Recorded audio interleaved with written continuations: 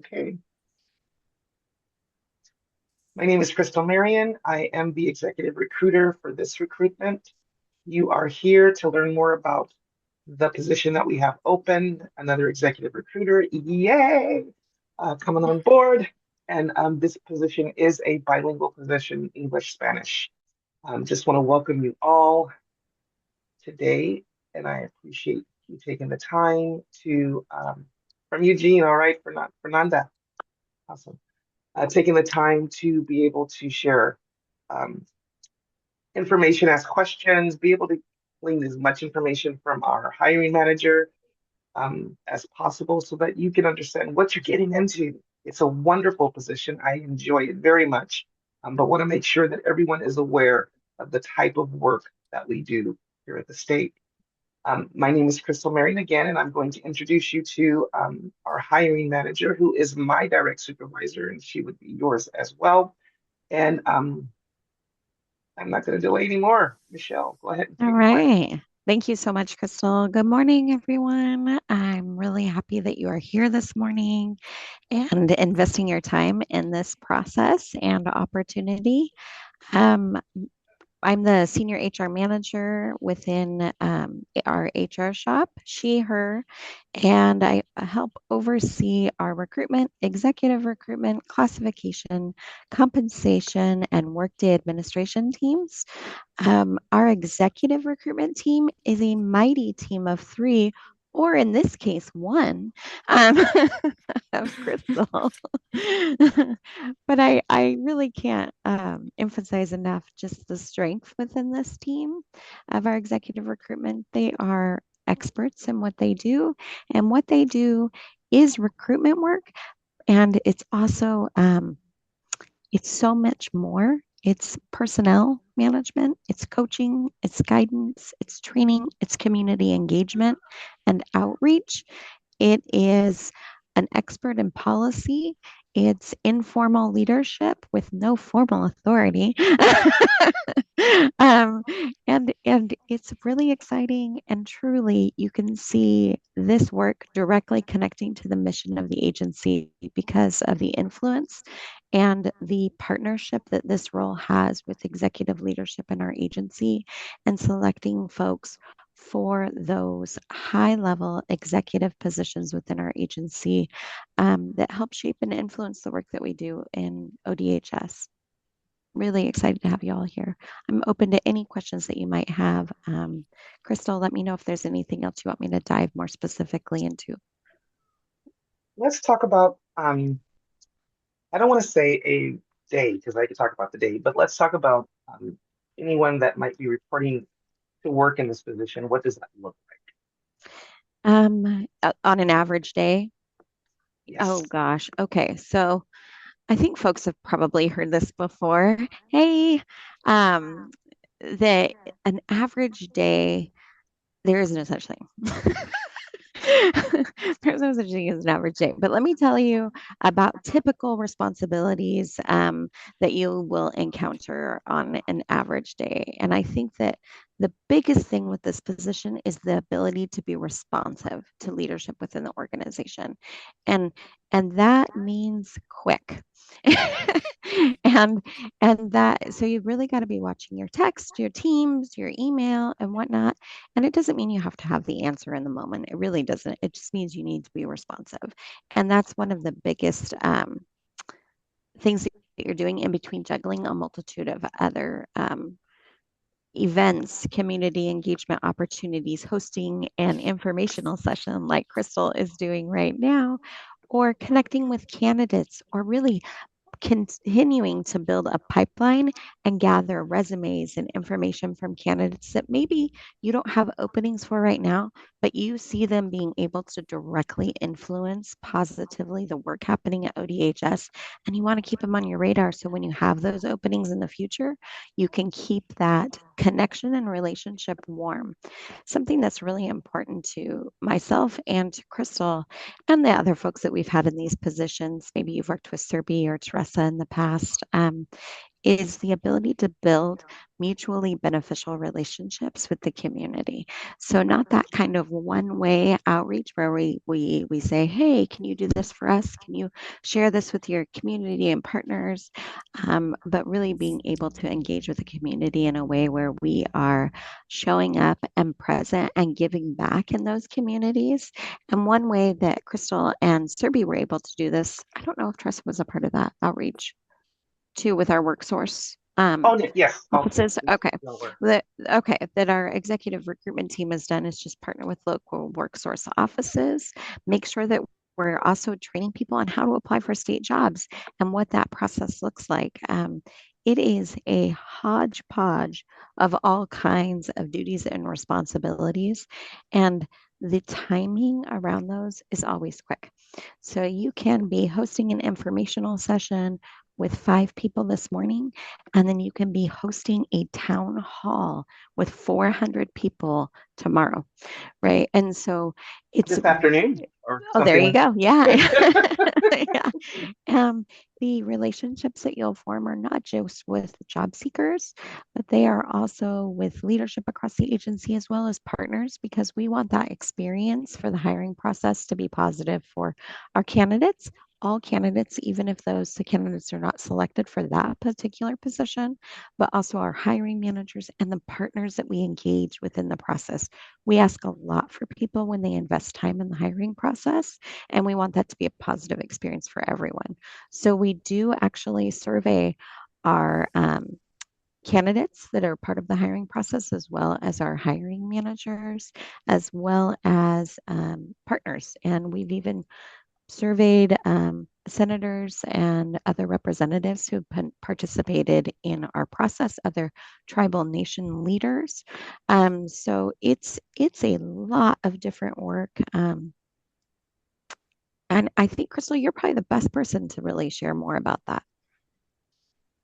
Well, some things that I actually, I mean, I enjoy all of my work, but I really enjoy working with youth. So there are Mhm, opportunities where it might not look like it, where I have been in the schools, I've had mock interviews, I work mhm, with the career counselors, but I also, it gives an opportunity for families who receive our services to be able to understand that they actually could also work within this mhm, agency as well. So being able to do that, then I connect with those youth, and then I get to be connected with their parents who want to know more about positions within our agency.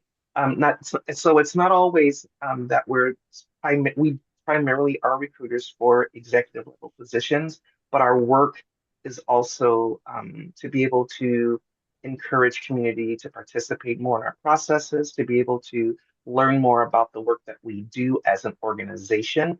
And it does help with the visual. They get to understand more about who we are and what we do as an agency. And there are opportunities throughout other organizations within the state. And sometimes they're more interested in transportation, and then we making a connection for them in that way. So being able to be fluid in the work, not just, yes, ODHS is our agency that we're recruiting for, but then there are other opportunities that might be well suited for them within the state as a whole.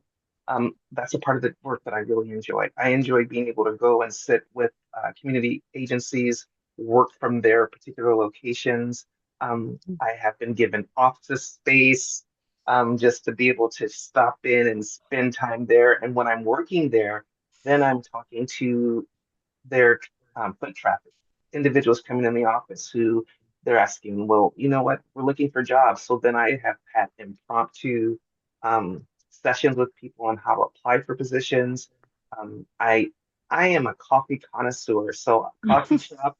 Um, I am the coffee shop worker. I have a few coffee shops that I frequent, not only in the area that I live in, but I am across the bridge in Portland a lot. So there are coffee shops that know me by name. They know my favorite beverage, and they say, "Hey, you're gonna be in your usual spot." It's like, yes.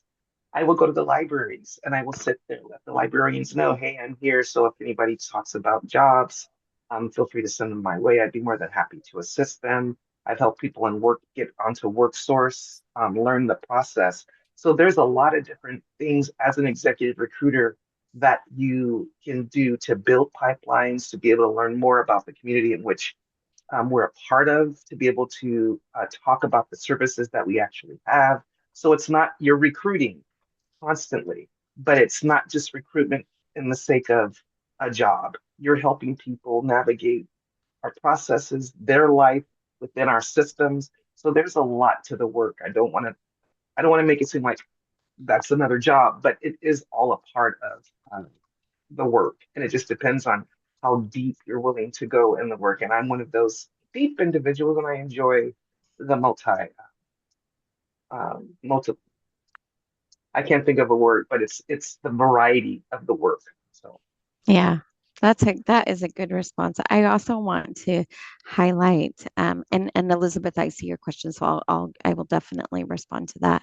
Um, I want to highlight something that Crystal said is that the mission of the agency, we influence the mission of the agency through the work we do in partnership with managers to hire the right person for the position that can help advance or achieve our agency mission. But something that our team does, and it's really just it's a gift that they have all had and that we'll be looking for in our next person as well, is the ability to achieve our mission through their own outreach and connecting people with jobs, right? I mean, that's huge. It's huge. And the team of folks that we have just has tremendous heart for the work that we do in our agency. So you see that that shows up in everything that they do. On the more technical day to day work, I want to let folks know that our executive recruiters shepherd the recruitment process at every stage of the process. So they are there very, very respectfully and professionally and kindly. And what a blessing to say, hey, make sure that remember you have your informational session tomorrow. Here's your talking points. Here's this, here's that, right? And really helping that leader be ready for whatever that next step is. I see Crystal laughing because without her, like I am telling you, these recruitment processes would take so, so long. So, in addition to the vision and the mission and whatnot, there's this technical space that they're also bouncing in and out of to not just say, okay, you're when are you going to interview someone, but making sure who's on your panel. Here's the dates. Remember, working with their executive support to say, here's what your calendar looks like. You need to block time for this. You need to make sure we have these interview questions. Here's what the process looks like. Here's how you actually assess veterans preference, right? So they're doing all of the full cycle recruitment process steps and providing specialized services that help achieve each one of those steps timely. So they're not just saying here's the next step in your process and handing it over, but really shepherding everything through. there's a And question yeah, in the chat. Elizabeth had a question as well about, so we have three executive recruiter positions, two are vacant. One of those executive recruiters is a bilingual position, and it says, why are bilingual skills required? The bilingual position is based on business needs. So we have a business need to connect with communities who are who are Spanish speakers. We need to be able to do that. We have a large population of people that we're serving whose first language is Spanish. We need to be able to connect with folks in our town halls, community outreach and engagement, and be able to meet people where they are with their first language. And we do that throughout our agency with regard to bilingual talents and skills. Elizabeth, does that answer your question? Awesome. Okay, and another question from Crystal. What position, or I'm sorry, what percentage of your week do you spend out in the community? Oh, good question. What do you think, Crystal? It varies week. Hmm. So this week, is today Wednesday? I've been out once, and that was something that was scheduled a week ago. Last week, I think I worked from various locations, only because I really wanted to, because I'm trying to build more pipelines for different positions. So I was told about a place where there are a lot of professionals that frequent. So I just went there talked with the owner or the manager, and he was like, "Please come in here. That would be great." It's some type of startup community, and there were a lot. I have about 6 people now that I've been talking with that are interested in positions. One's already interviewing. It's for OHA, unfortunately, but the being able to connect with individuals. So it just depends on your schedule, your day. If you're wanting to see a different, if you want to be in a different environment to work. So it really does depend. I have been making trips to Salem, trying to do it a little more often, especially when the weather's nice, because I think that also helps with being able to connect with people. Sometimes there's no one in the office, but our manager's always there. So that's I can always connect with her. Sometimes just being able to talk to other folks within our agency who might be in the building. So Mhm. it varies. There's no set time. It just varies. Yeah, and I think that as Crystal is has said that she's very intentional about her community engagement, and you really have to be intentional about that work because you could get consumed with the day-to-day at your desk if you allow yourself to be consumed by that. You have to make it a priority to get out in the community and make form partnerships and really talk to people that are out there. So this is a position that is done well in the community and balanced with the work that they do at their desk. Is a Another driver's question. license? Yeah. I don't remember if we had that in the position description. And I would say it would be you need to have reliable transportation. And yes, the position involves travel and overnight trips, but not very often in terms of the overnight trips. The travel, we do have folks coming. Crystal, you come into Salem sometimes multiple times a week. Yes. Sometimes I don't see you for 2 or 3 weeks. And so it just kind of varies. So I hope that gives you a little bit of an idea of how much and how often.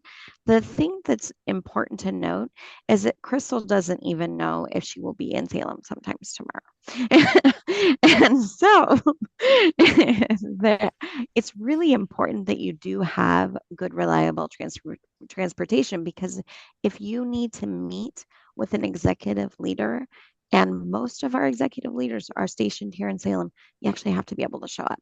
And you don't always get as much notice as would be ideal.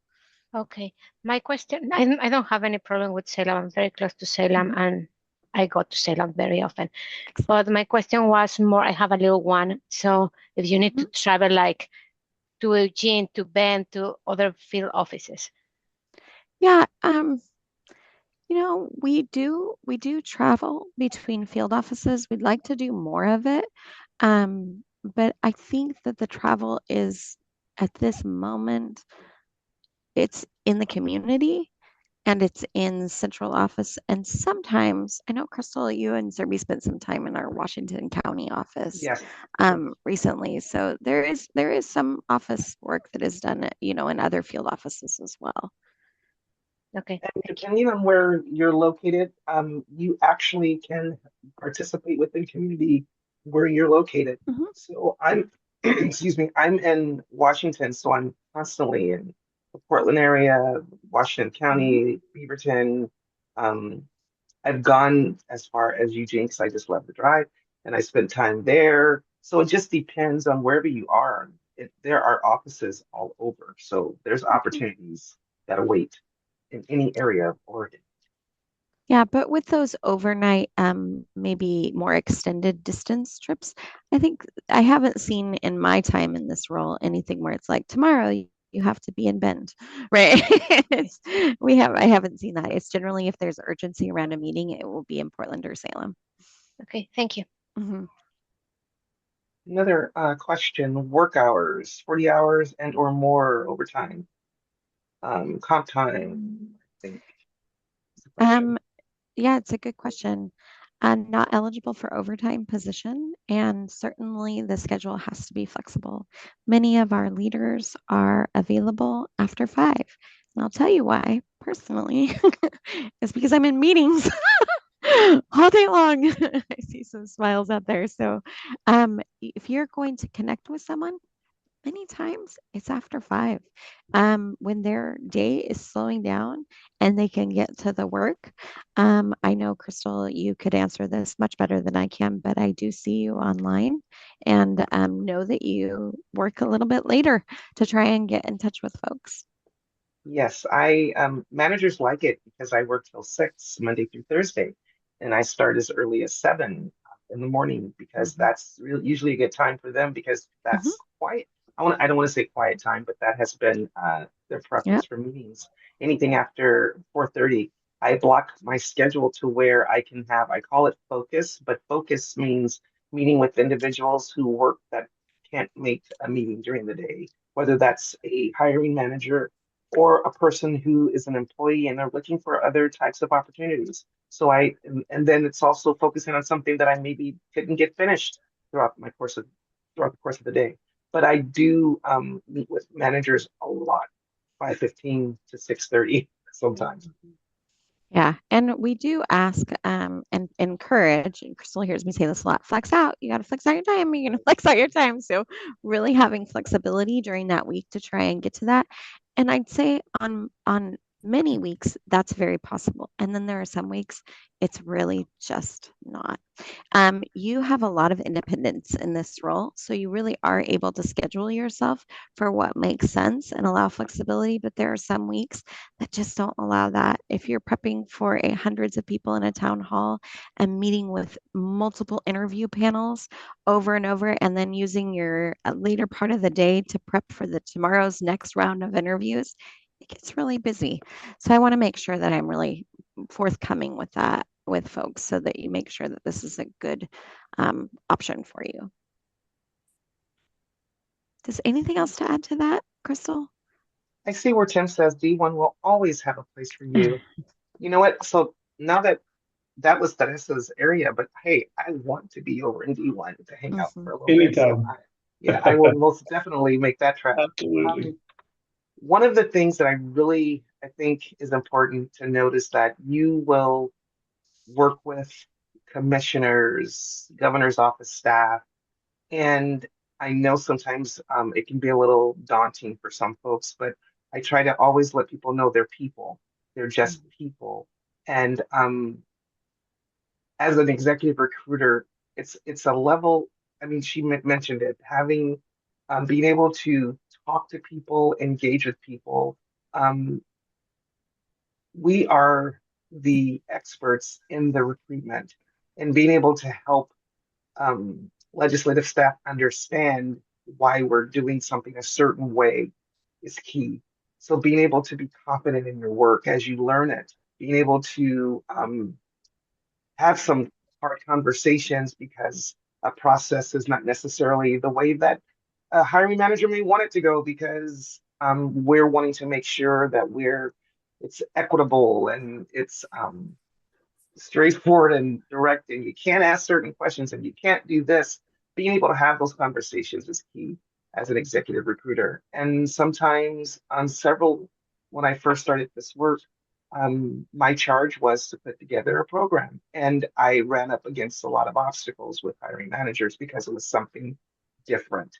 And having to be able to say in a meeting with several individuals that in a very delicate way, very diplomatic way, that the process that they were talking about was not going to work because it was um, would be a little discriminatory or unethical. You have to be able to do that. And I know on several occasions I used to send my hiring manager a little. I said, "Today is the day I'm getting fired." I know it, and because I had to stop hiring managers that have a whole lot more authority than I do. So it it can feel weird, but my manager before Michelle was very supportive, and Michelle is also very supportive. So as long as you know what's right, you have to push those things forward. And and I just want to make sure that people understand this is not. Um, I feel like it's an easy job, but it has some difficult um, parts to it. That and the most difficult is the human element, where you're actually being able to um, speak up for a process that is equitable, that is a part of what we're saying we're trying to become, which is this transforming into this anti-racist organization, which for me, those words mean a lot. So I just want to make sure that people are aware of some of the little nuances to being I an think that's executive good. recruiter. That's good. It's good to give folks a picture of the challenges within the role as well. And I think that you captured that really well, Crystal. We had said earlier, the leadership and coaching and guiding and reminding people of the different policies and laws, and doing that when you're coaching up. You're coaching up all the time. You're coaching sideways. You're coaching down. You're coaching everyone and bringing people along. And you have people on a panel that are used to operating in a different process. Maybe they work for a different organization, private, public, right? And they have different rules, and we have different rules in state government that must be adhered to. And our executive recruiters have to ensure that our processes are fair, equitable, and compliant. And they do that gracefully. And probably almost each recruitment. um, they are reminding people of how we can move forward, and in a way that is going to achieve the best outcome, but not the outcome isn't for Teresa, Serbi, and Crystal. The outcome has never been we filled the position within a certain time frame. The process along the way and making sure that it is inclusive, equitable, and that we're promoting inclusive practices and valuing diverse perspectives at every point in the recruitment, and ensuring that, I mean, sure, they fill the position, but I am telling you, afterwards, they're talking with the candidates and saying, well, if you didn't get this job, what about this job? And really like making sure that folks are supported throughout the process. It's a skill, and there's a lot of support that they provide to every individual in that process. So,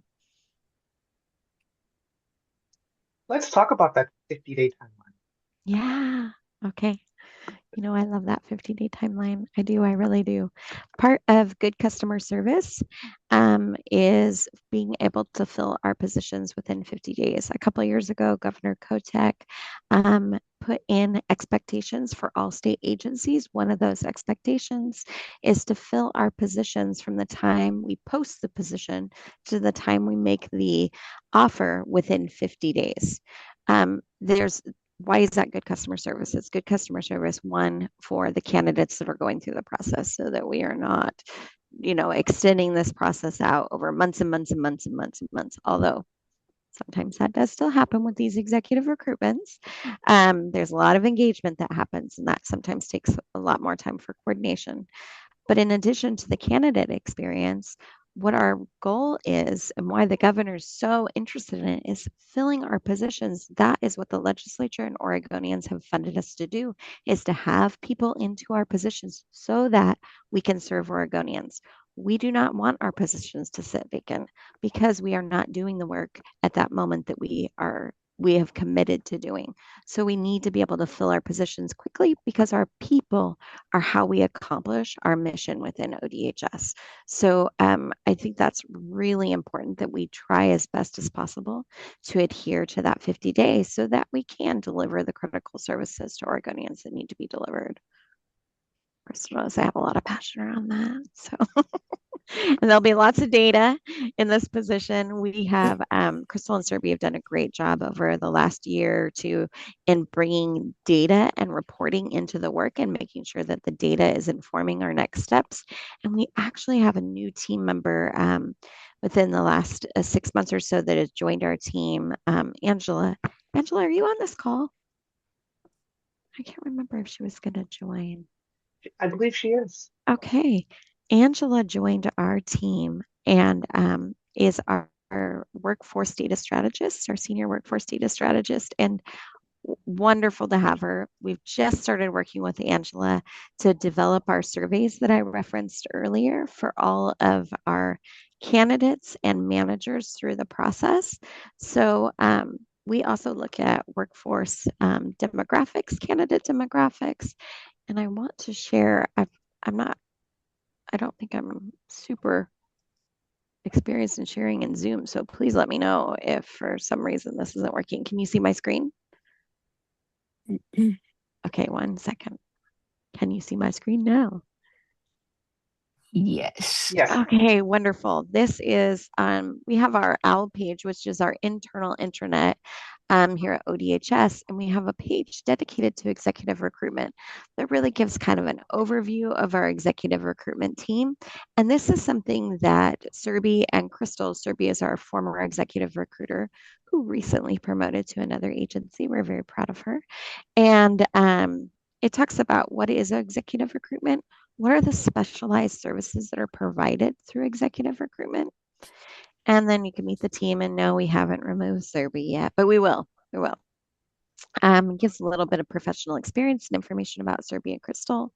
And then it asks, have you participated in an executive recruitment process? And we have a candidate survey, hiring manager, and panel feedback so that we can get some quantitative data. And then we also pull from that some qualitative data to really highlight the work that is happening within our team. It's incredibly important to us that we deliver good customer service in all of our roles in HR. And Crystal and Serby are no exception to making sure that we have we are fulfilling that part of our mission. So we exist in HR for the programs and workforce that we serve. Without our workforce, the agency doesn't really need us. So we need to make sure that we're always delivering good service. And that is a big priority of mine, as well as our HR director, Audrey Miniweather Crutch, and Crystal. There is another question. Is the agency currently under that 50 days? Good question. Now that I can share my screen, I should go to, we are not. So I don't want to like hold on and make you wait, but I do have more data to show you.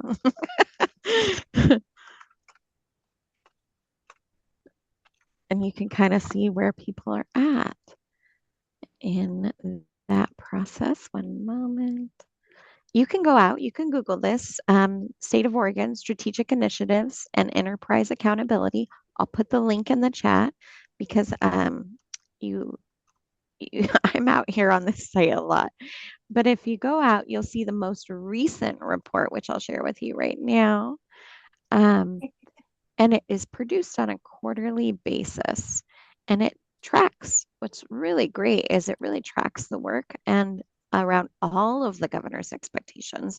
But specifically, we're talking about our hiring practices. So you can go out and you can see the average days to fill for all of the agencies. So if you look out there, you can kind of see just to let folks know, a little disclaimer here.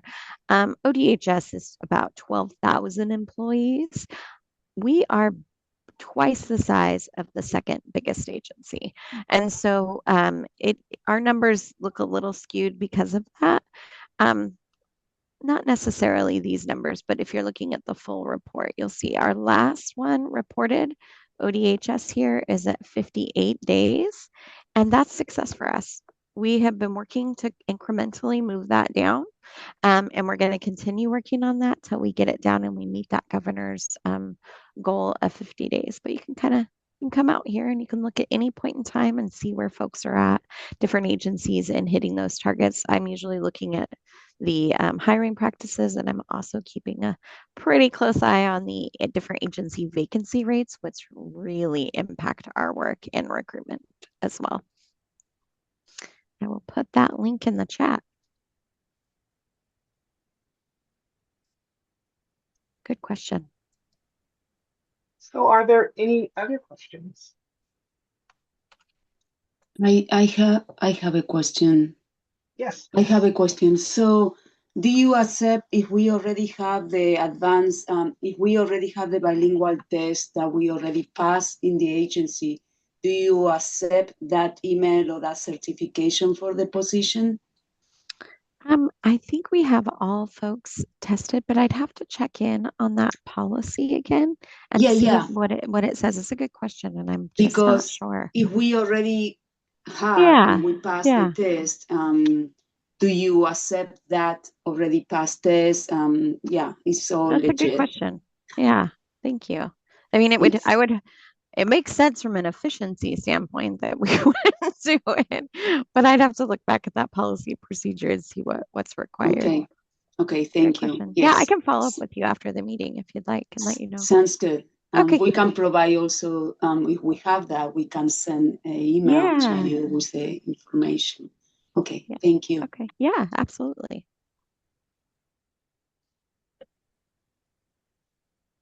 Any other questions?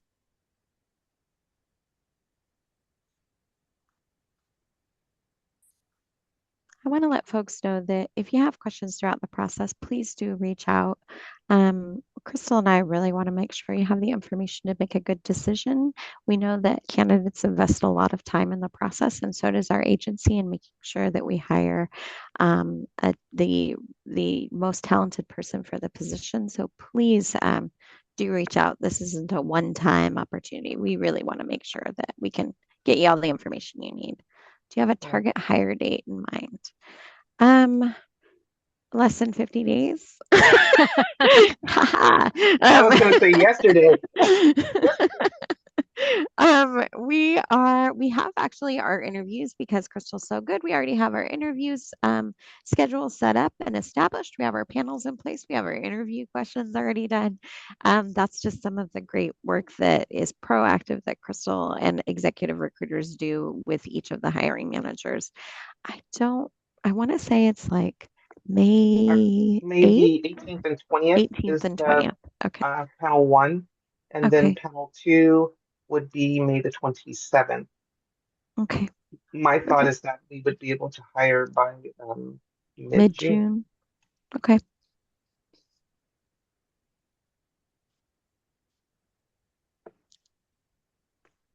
Any other questions?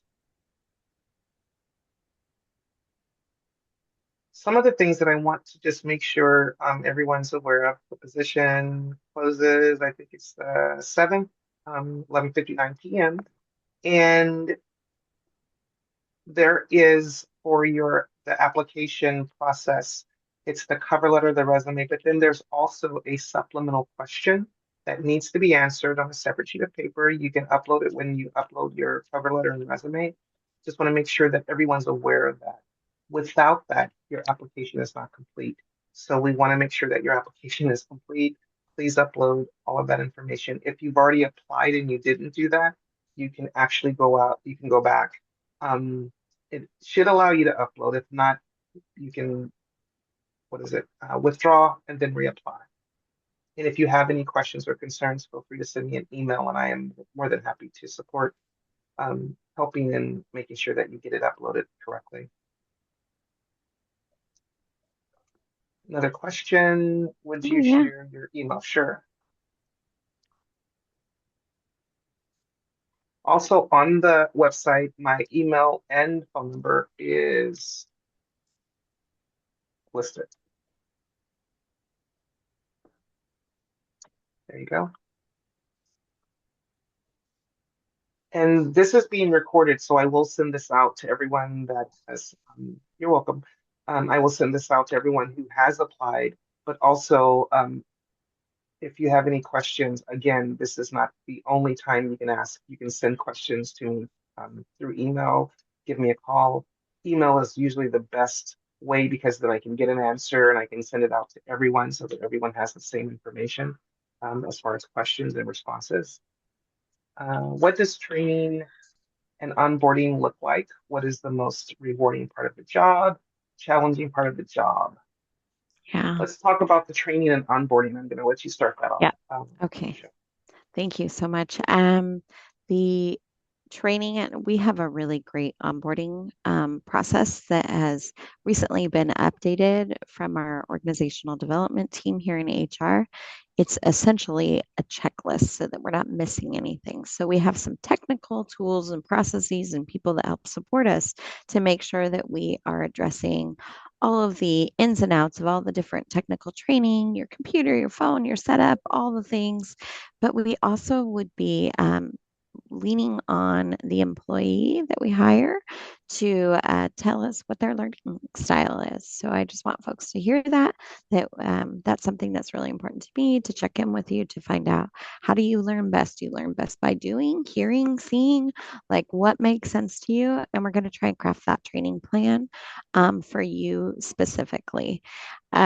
We also, so you'll meet with me on a regular basis, weekly at first, to go through the onboarding and make sure that we are ensure that you have all the tools, information, and supports to come up to speed on the technical aspects of the position. Additionally, you'll job shadow Crystal, and we have a bonus training because as part of Serby, who was previously in this role, her arrangement in her promotion, we secured her being able to come back and do training as well with Crystal.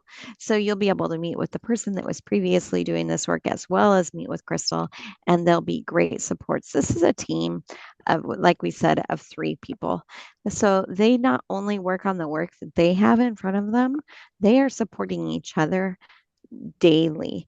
And so that's really important to hear. If Crystal has a high workload and then our new team member has a lower workload, we're going to adjust that, right? We're going to find out what the other team member can pick up, what they're able to run with, what they can pull off. Maybe Crystal needs some help reviewing a massive amount of applications, or Crystal committed to go and doing outreach over here and somebody else needs to facilitate a meeting over here. They're going to be tag teaming with each other. So it's important as part of the training and onboarding that we're not only learning the technical work, but coming up to speed and partnering and engaging with your team and with myself so that we can all kind of work together pretty smoothly and interchangeably. And then we'll have specific milestones as a part of your onboarding where we really want to make sure that you've achieved certain levels of proficiency or you've completed certain trainings by certain dates. So you'll have a full customized onboarding plan for you as well as a training plan. Anything to add to that? I know Crystal and I are meeting next week actually to work on that training and onboarding plan. So we'll be able to share more of that with the person once they're on board. Let me see. What is the most rewarding part of the job?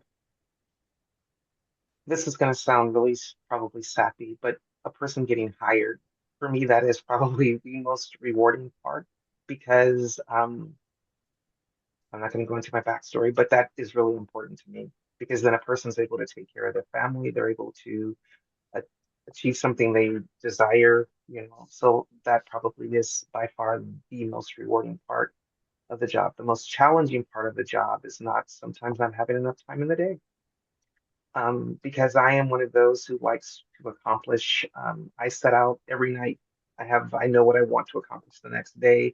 I know what I want to accomplish for the week based on the recruitments, based on any work that I'm doing in addition to my recruitments, and being able to just make sure that I have the time because you can set out to accomplish things and then um, a recruitment goes sideways or a hiring manager wants something different or and having to walk through a process changing in midstream panel members who might not be able to participate in a panel at the last minute or a hiring manager who was going to facilitate their panel can't facilitate their panel now you need to facilitate the panel and you have 2 other panels scheduled so that's probably just having the time in the day is probably the most challenging part of this job.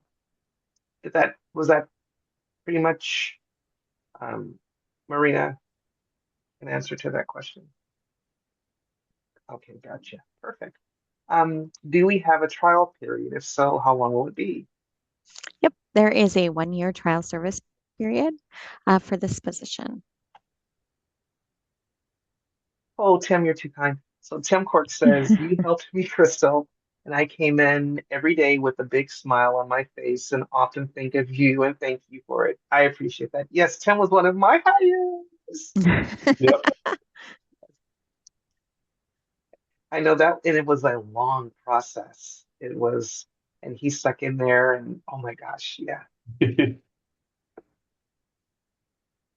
other questions? Tim, you want to talk about your experience as a hiring manager? Good. Did you say me?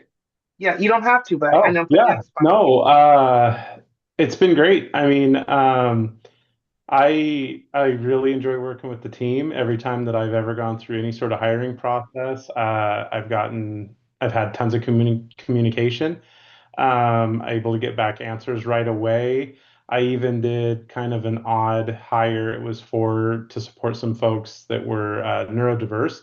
And so I went and did a project format instead of an interview format as one of the stages where they did a project that was a presentation and had a like how it's going to be scored and the whole shebang and they just rolled with it and it was Serby helped with that one and yeah like on my end it's always been fantastic and we were able to get our needs met very well and the only issue I ever had sometimes is we had I think the last one I did I had 35 applicants, so good problem.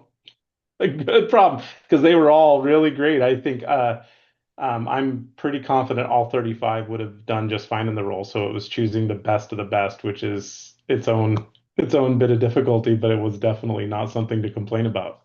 So fantastic for me. Thank you, Tim. You know, he mentioned something about being able to innovation and being creative in the processes sometimes is probably the most fun part. I guess that is a fun part because it's being able to look at a situation, say, what can we do to ensure that we're staying within timeline, but to create a process that will meet the needs of the hiring manager and the candidates and being able to think through something and put something together that benefits the hiring manager, the candidate, and the overall process.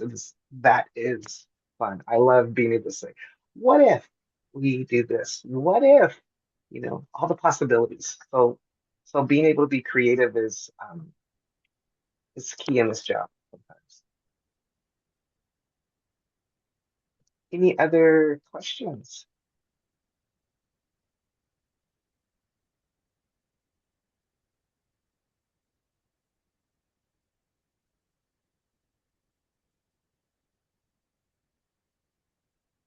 Okay, so it's 9:21. I want to ask Michelle, is there any final remarks that you have for those on the call today?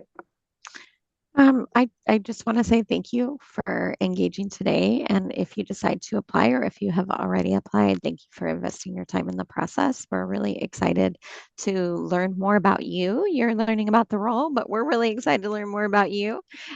So thanks for engaging, and we look forward to connecting with you. All right. Well, thank you, Michelle. Thank you, everyone, for being a part of this process. Again, if you have any additional questions after this, feel free to send me an email. I will respond, and I will make sure that any responses that we give to one individual, I will type it out, and it will go to everyone that's a part of that have applied for the position, so that everyone has the same information. Okay. Thank you so much for today, and Thank I you. to see your applications, and I look forward to meeting those of you who will be before us. Take care. Thank Thank you. you. Thank you.